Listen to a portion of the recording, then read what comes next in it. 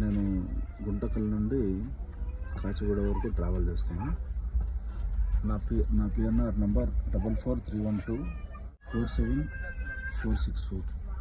బహుశా నేను పోయినసారి ట్రైన్లో నీళ్లు లేవని రీల్ చేయడం వల్ల కాబోలు రైల్వే వారు వెంటనే ఈ సమస్యను పరిష్కారం చేశారు. కాకపోతే ఈసారి ఉంచాల్సిన నీళ్ళ కన్నా ఎక్కువ ఉంచినట్టున్నారు. ట్రైన్ లోపల కూడా నీళ్లు కారుతున్నాయి.